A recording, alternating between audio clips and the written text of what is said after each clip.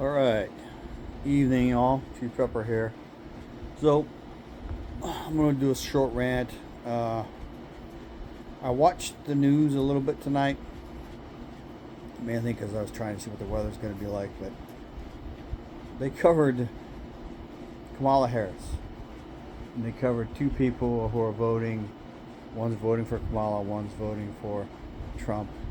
Uh, the Trump person got mentioned, said what his company's name was. That was about it. The other guy they talked to for 20, 30 seconds, and the guy's a fucking retard. All right? And anybody who's voting for someone that doesn't understand what their policies are, doesn't understand what they stand for, they're voting for them because she's enthusiastic and that's what we need for a campaign. How about you vote for the motherfucker who's going to do a good job for America? Being enthusiastic on a campaign is, in my opinion, considered a fucking given because they want the job. All right? Kamala Harris has not done a good job at very much. She gets on her knees, widely rumored and talked about. That's my opinion. So, she is intricately responsible for the last 3.5 years under Biden.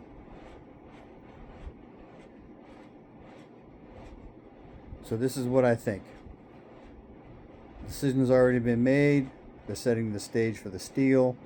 Everything in the news you hear right now is she's ahead, she's winning, she's doing great. She sucks ass as a person. I wouldn't trust her with a mallet to do a whack-a-mole. All right. Certainly not anything else. It's been on the news the last couple of days and on YouTube that the TDA, TAD, whatever that fucking gang from Venezuela is taking over cities. All right. Saw a news blurb tonight that El Paso is on high alert because they're supposed to be crossing down there. So I think the Democrats are setting the stage for a civil war between U.S. citizens and the gangs that they're allowing to come into the country. They're setting it up as a pretense to confiscate weapons. So keep that in mind. And then you have to decide if you're going to be wired up and I ain't going to let you arrest me today. And if they proceed with arresting you, then you do as you see fit.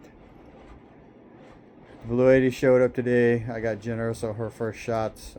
She goes back in 4 to 6 weeks for a booster for parvo something. And then in a year she'll get a 3-year rabies vaccination, and she won't have to have another vaccine like that for a while. She's doing fine. She gets spayed on Monday because I don't want puppies. Because my baby boy, Bully Staffy, 80-pounder, they're the same size physically, but he's much denser than she is. She's 52 pounds. So, put the trash out. Those are my 3 primary things. Did some rearranging of some stuff. We've got the blueeghti on the back porch where it won't get rained on.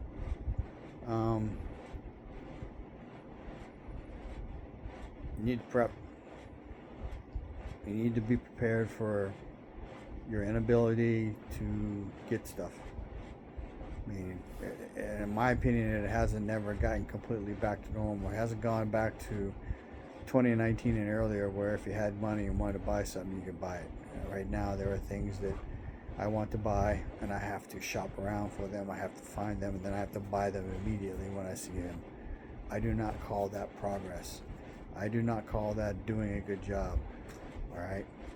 And you have companies left and right that are laying off people, closing companies. There's a company here in town that's been in business for 100 years and they're closing. All right. I'm going to say this. I'm going to keep saying it. Whatever's coming when it gets here, there is going to be no time for anything but food, water security, and you're going to squeeze in rest. Security and food is going to take 90% of your time, and 10% is going to be spent resting and trying to squeeze everything else in between. Mundane tasks like doing laundry and stuff is going to become a problem. Water is going to be a problem. This game from Venezuela, if they start disrupting interstate travel or commerce, the feds will probably step in. If we have Trump in office, if we have the dickheads we have in office now, then we ain't gonna worry about it, because they imported them, they allowed them in. All right. As far as I'm concerned, at this point, if you're from Venezuela, fuck you. Go where you, I don't care where you go. Get the fuck out of my country. I catch you here again, I'll shoot your ass.